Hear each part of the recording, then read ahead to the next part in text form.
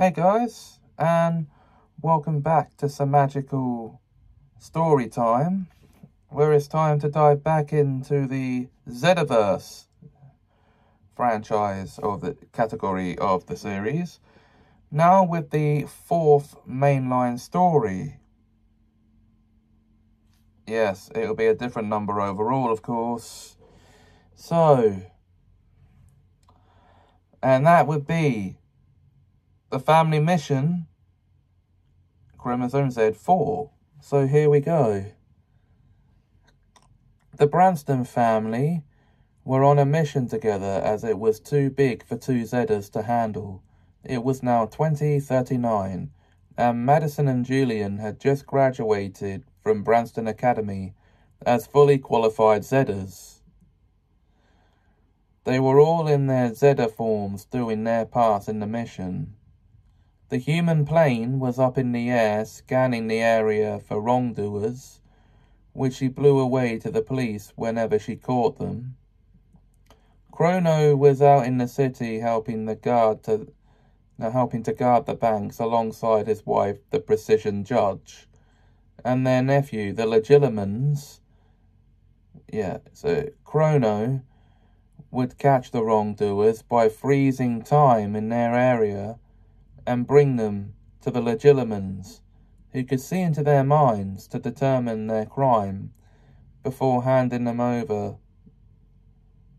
to the precision judge, so she could determine how to punish them. That just left Gilly Girl to patrol the beaches and oceans for anyone who might need rescuing from the sea. She was under the sea at the moment, keeping her eyes peeled for any trouble. As she swam to the center of the ocean, she noticed a diver drowning from a lack of oxygen, so she rushed to his aid by grabbing him and bringing him back to the surface. "We have a drowned diver over here," she called in a panic.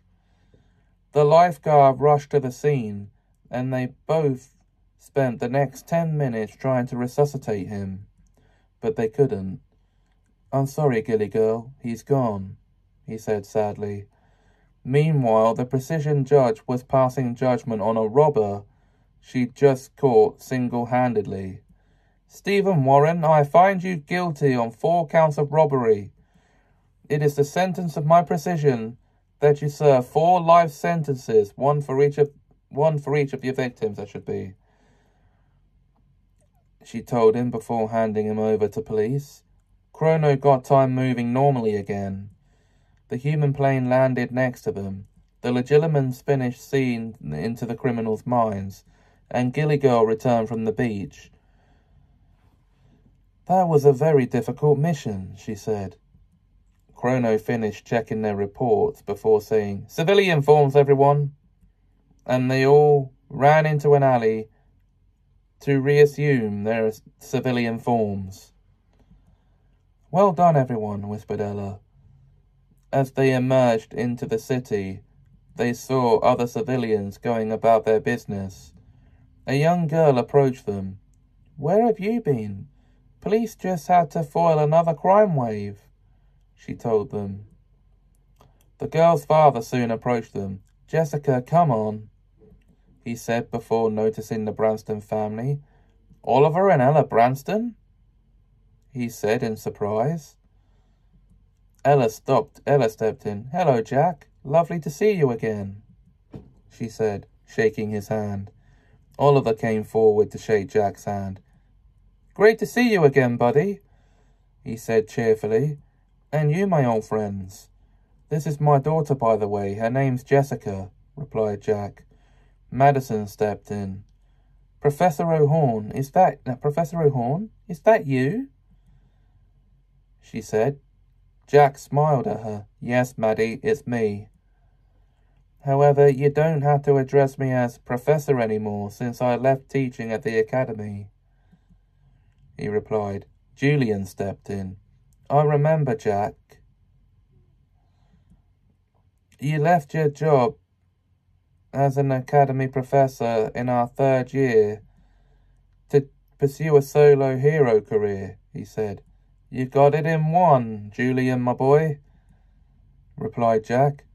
Oliver's wife, Morgana, stepped up to introduce herself and tell him Madison and Julian had just graduated the academy, in a low voice, so no civilian could hear her.